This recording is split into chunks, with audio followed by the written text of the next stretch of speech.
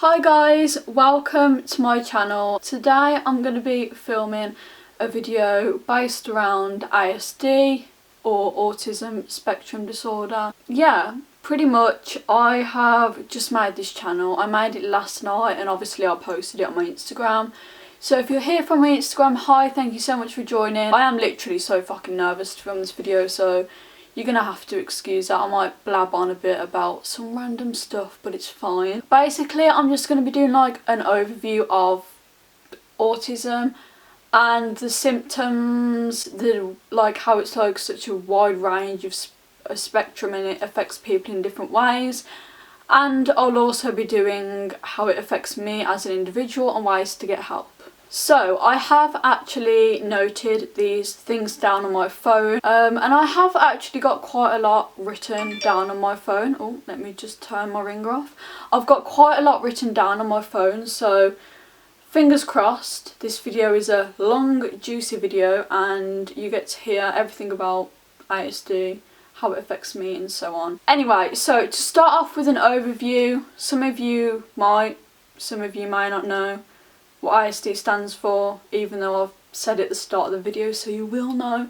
Autism spectrum disorder is what it stands for. It's a disorder of variety, severity, characterised in difficulties in social interaction, communication, and restricted stroke repetitive patterns of thoughts and behaviour. So this basically means that people with autism struggle to communicate with people, they struggle in social situations, interaction, social cues, picking up on things, people's emotions, jokes, sarcasm, stuff like that. When it comes to restricted and repetitive patterns of thoughts and behaviour, restricted basically means that when someone is born with autism, a lot of stuff that they want to do, they are unfortunately not able to do it, so that's what it means by restricted. So like, say if I wanted to leave the house right now and I wanted to catch a bus to, like, I don't know, Birmingham, my nearest town, and I wanted to catch a bus or a train there, I literally couldn't do it. Like, I couldn't even leave my house to do that, and that is because my autism makes me very scared of changes, because I've never done it before, and new situations. And repetitive patterns of thoughts and behaviour, I think this is basically to do with the fact that some people with autism have very distorted thoughts. They might overthink a lot, especially if they have other mental health problems on the side. Their emotions are very, I'd say they're heightened, if that's not even a word, but they're very heightened, they're very intense compared to like the average person who hasn't been diagnosed with autism or hasn't got autism. So there are actually two main types of autism. There might be more, but I don't know. These are just the two main types that I'm aware of. So the first one is high functioning, also known as like Asperger's or something like that. And this is basically when you don't have an intellectual disability.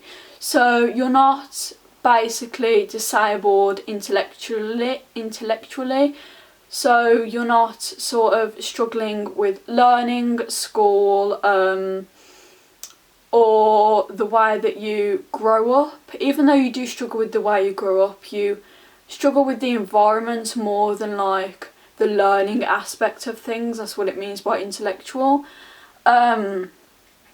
And people with this type of autism struggle more in like social situations. I actually have this type of autism, high functioning, because I am clever, like I'm quite a bright person, but I do struggle with a lot of social situations, communicating with people, and there are ways that my autism comes out, like some quirky ways, some negative ways as well. There is also low functioning, which is an obvious intellectual disability. So this is like bizarre behaviour, behavioural problems, difficulty learning and being in a classroom environment, and kind of sometimes people with high functioning, low functioning even, will have speech difficulty, or sometimes they can't even talk at all.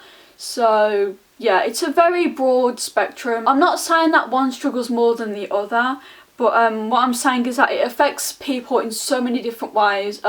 So what someone with high functioning autism struggles with, someone with low functioning autism might not struggle with, vice versa. It really works both ways. In my opinion, I would say that high functioning is, to people who don't really understand autism, I always kind of explain it, even though it should not be explained this way because it's not true at all.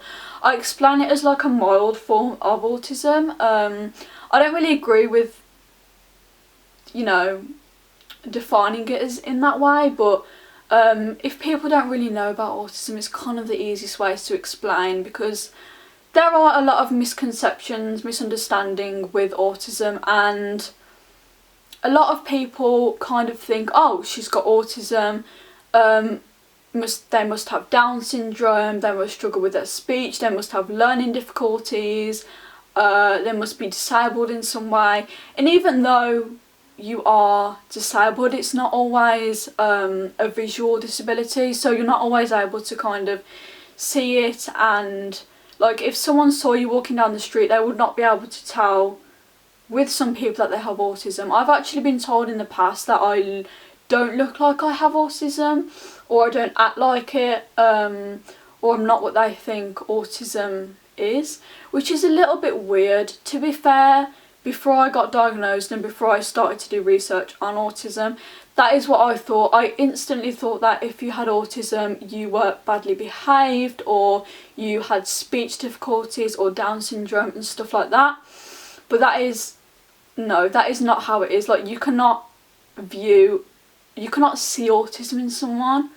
You cannot be like, oh, like if there was a group of people, you can't be like, oh, she has autism, she doesn't, unless they're talking to you and interacting and telling you they have autism. You're not going to be able to tell.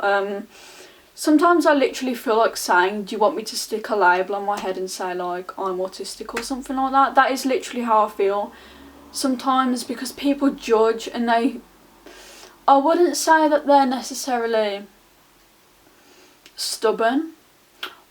Well, okay, I'd kind of say they are a little bit stubborn, as in, not in a mean way, but as in they don't do the research and they don't venture out enough to not be stubborn and look more in depth at all. Yeah, I think people need to be a lot more educated on it and less stubborn and judgmental towards it. That's just my opinion.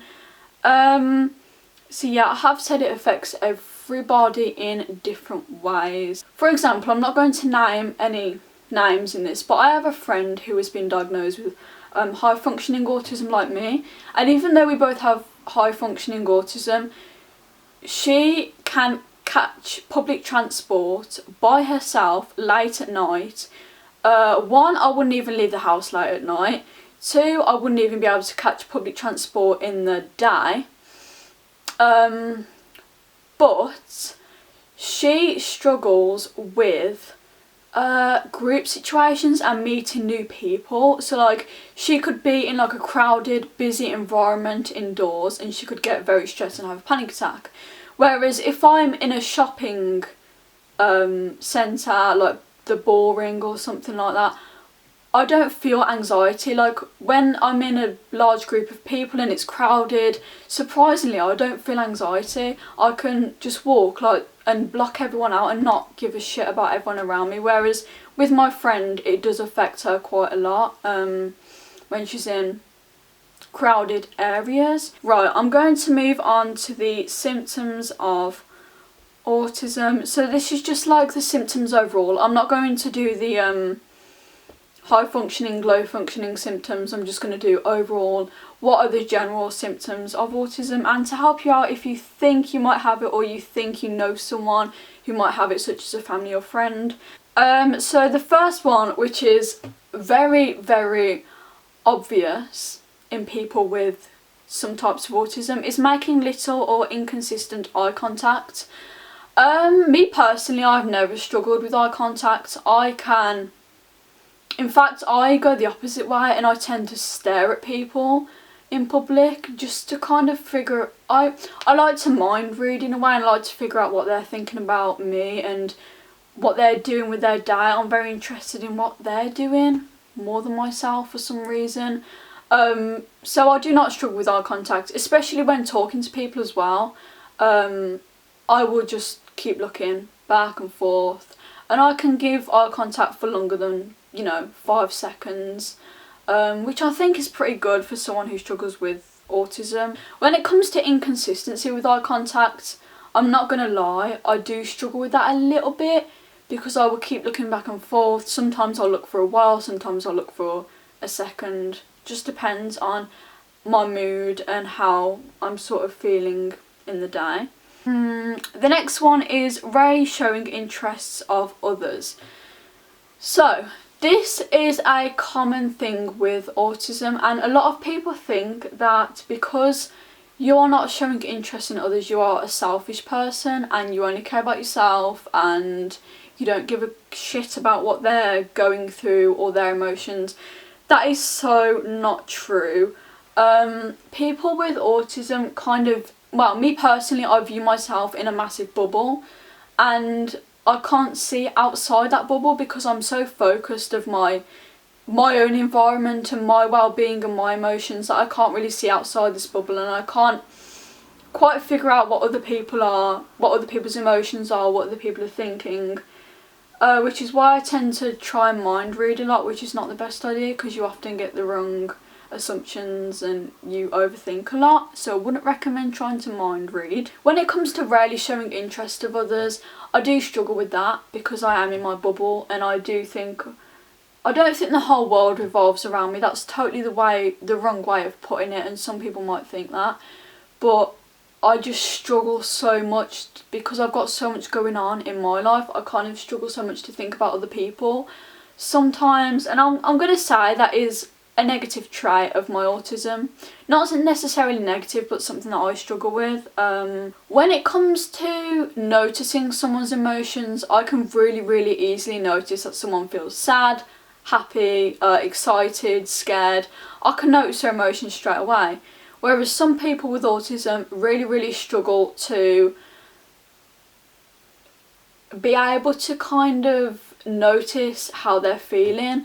So like, if they have a friend, their friend might be upset and they may not know how to deal with the situation, or they may not even notice the fact they're upset in the first place. Once we do notice you, we do figure out the fact you're upset, or you tell us that you're upset, we are probably the most loyal and supportive people you'll ever meet. I do find that people with autism are very honest and loyal people, and we are always going to be there for people, even if we don't notice straight away that someone's upset or we don't see how something may have affected them. Once we do know, we are the most caring people.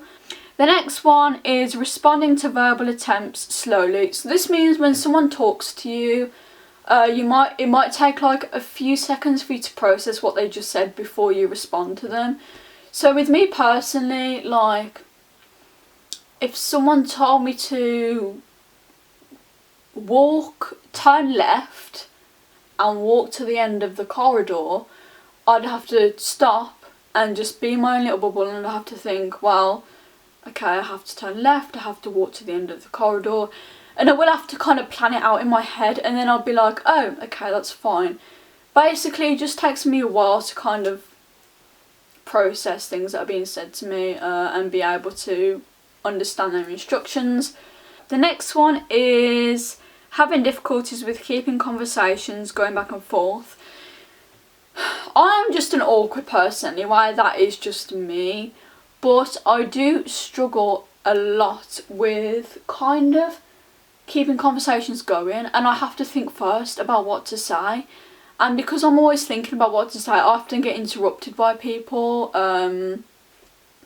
so I'm kind of thinking, oh yeah, let's say this next, and I kind of plan it out in my head what to say, and whilst I'm planning that out I get interrupted or something like that, and then I just completely lose focus and lose track of what I was thinking.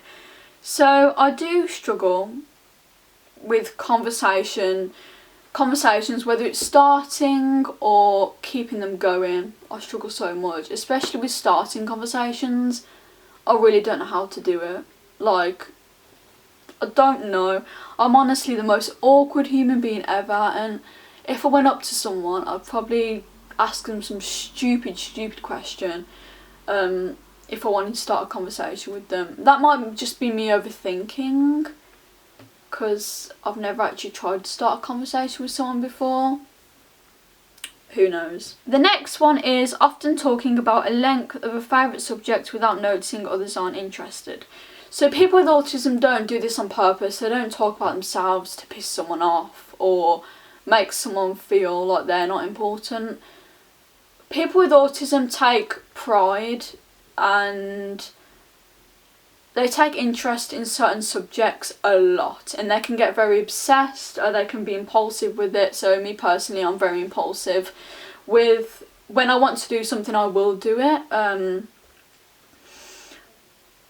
And that kind of contrasts with the fact that I don't like change, but we will get into that after. I don't really notice myself doing this, but I think people with autism don't notice it, so maybe other people notice it. Like maybe if I asked, I don't know, my mum or one of my closest friends, do I talk about subjects for a long time?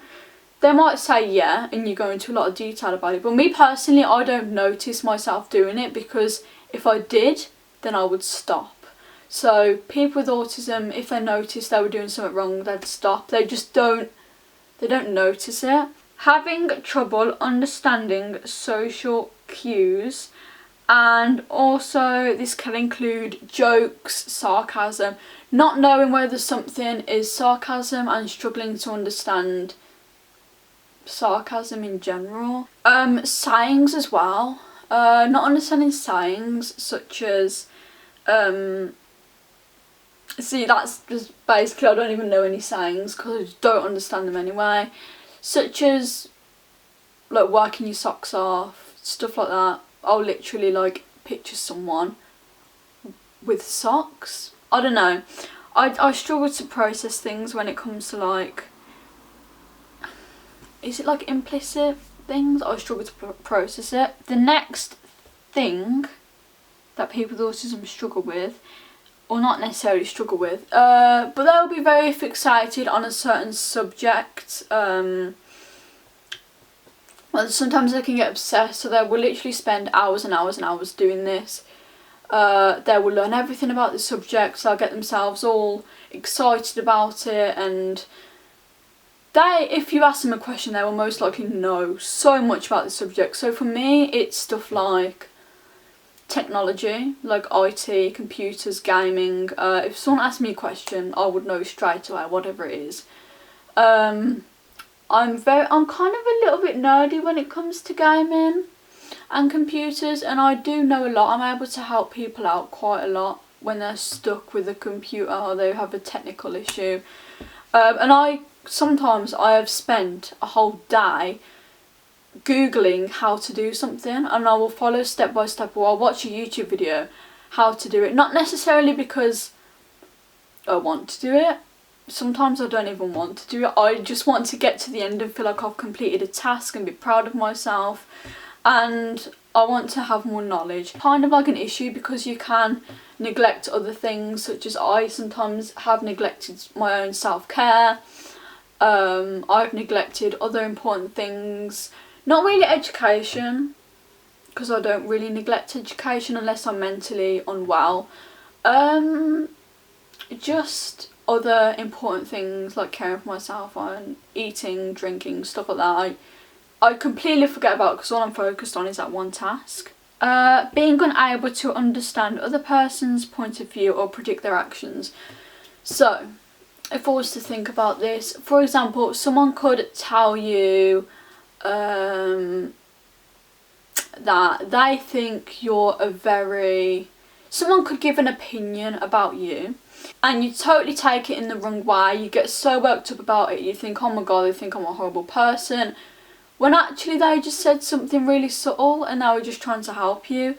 You can take it the wrong way, and it will bother you for days on end. The next one is, some people with autism can wear clothing that is seen as inappropriate or wrong for a certain occasion or environment. So this can be, for example, if you turned up to interviews, kind of different. I mean like general things, not jobs and interviews. If you turn up to college, for example, and it was really cold, it was freezing. I do this sometimes myself, I can't really say much. And I'll turn up to college in a vest top.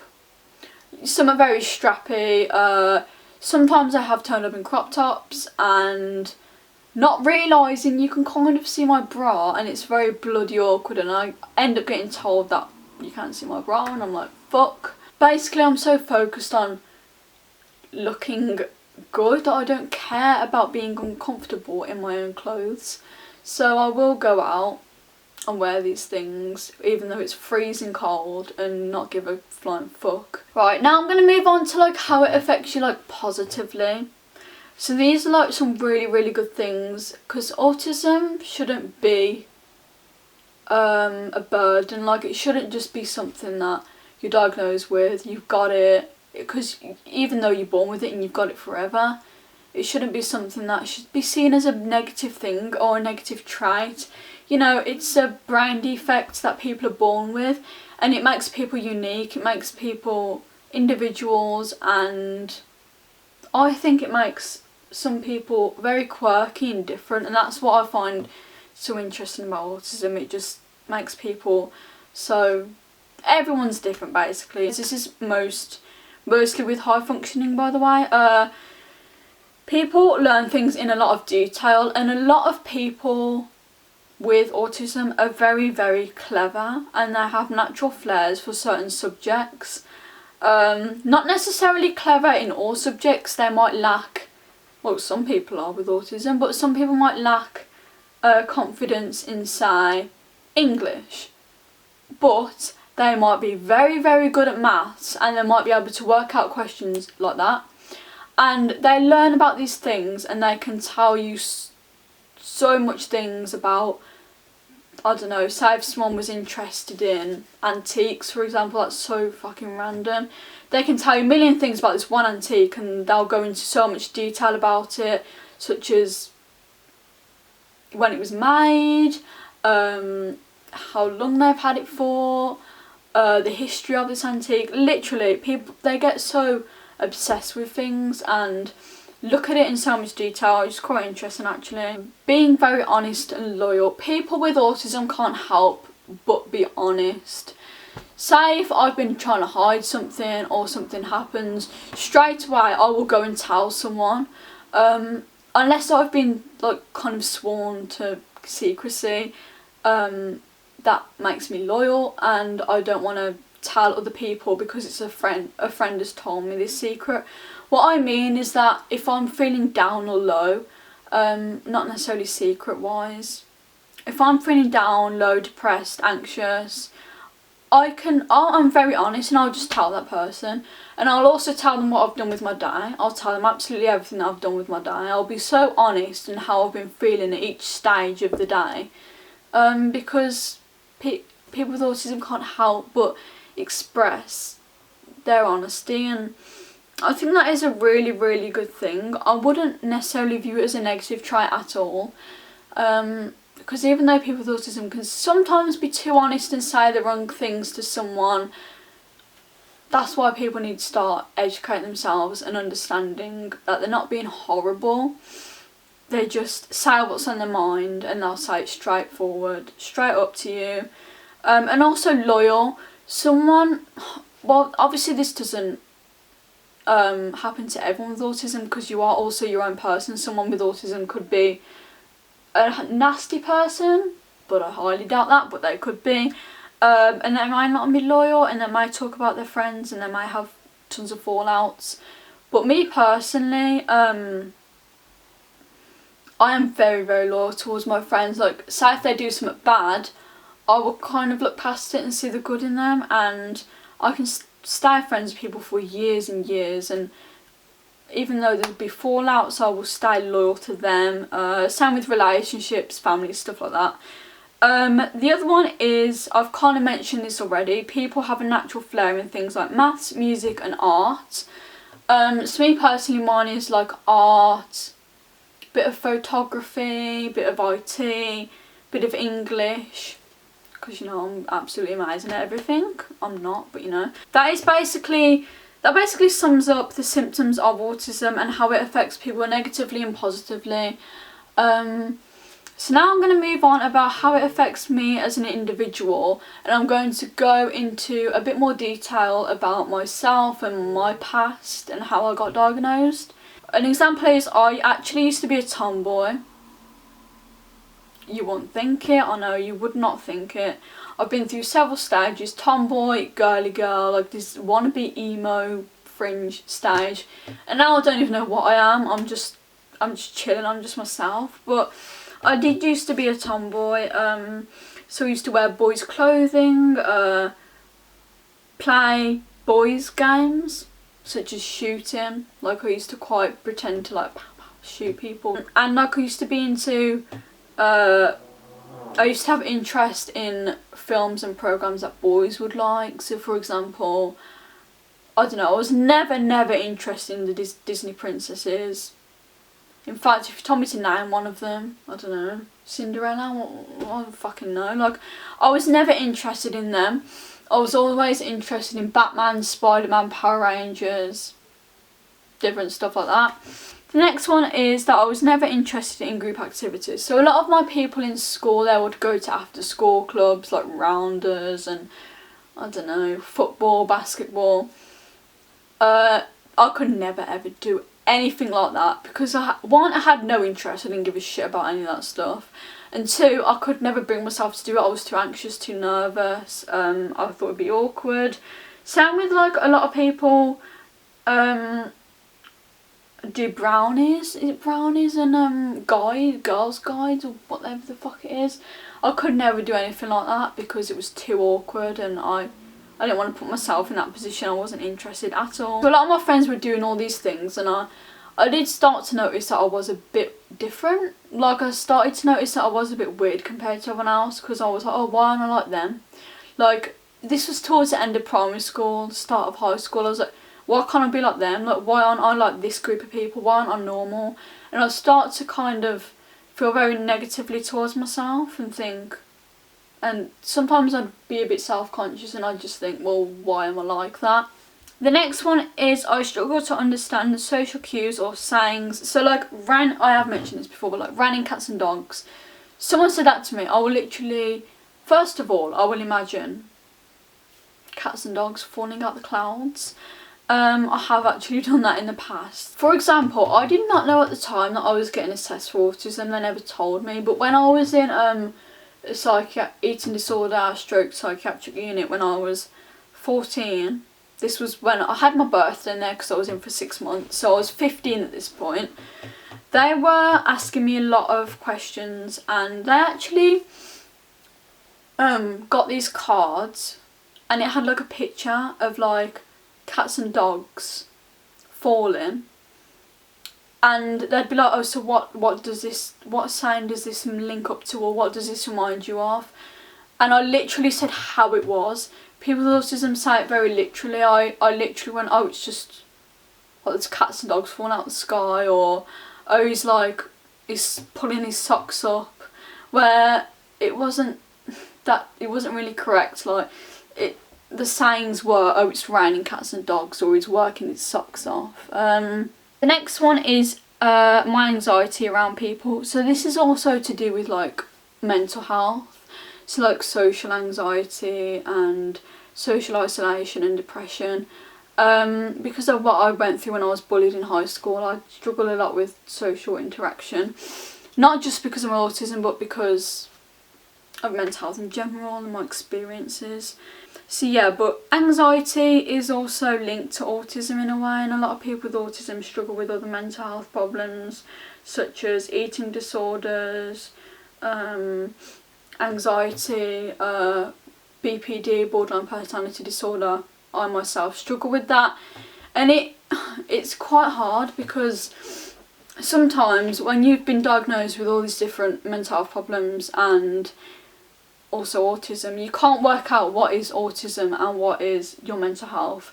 So for example, when I take things the wrong way and I get very intense emotions, I get really emotional, I feel really low, and I start to get myself worked up, it's like, is that my borderline personality disorder or is it my autism?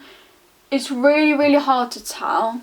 The next thing is that I get very obsessed with activities and hobbies. I have mentioned that, and it also doesn't help because I'm quite an impulsive person due to my personality disorder, and that basically means that the two things unfortunately clash. So I will feel really impulsive to do something, I'll do it, and I'll get so obsessed with it, and then in like a week's time or a few days time I'll completely forget about it and I'll move on to something new. It's really hard when the two things clash and people expect you to carry on with things. I don't quite understand that. I'm so impulsive and I want to do these things straight away, and then I get bored of them. It's hard when they both clash. The next one is I'm very scared of change. So for example, I don't know, but I won't use moving house because that's quite a, I think everyone's a bit scared of that kind of change. Like moving house is quite a big thing. But say if I had plans to go out at a certain time, or I had an outfit ready, and then it turned out my outfit was in the wash, or I couldn't wear it because it had a hole in it or something, or the times got changed for going out, or the location got changed, I will completely freak out because I've built myself up to be anxious or excited or any kind of emotion. I've built myself up over the past few days thinking, oh my god, it's going to be such a good day and I'm going to do this time and I'm going to wear this outfit, and then all of a sudden it'll just change and I'll be like, what the flip just happened? Like, it will actually make me go insane. Last thing that I'm going to talk about, and if you guys want me to do a Q&A or something to do with autism, or you want advice or something, because this isn't really an advice video, it's more like symptoms and my experiences, please leave a comment below and tell me, or DM me on Instagram. My Instagram will be below. So the first thing that I would do, if you think you are struggling with autism, most likely it would have been picked up by a professional, but not really, because a lot of people that struggle, it doesn't actually get found out. For example, I was diagnosed when I was 15. That is quite late to be diagnosed with autism, and it happens mostly in girls.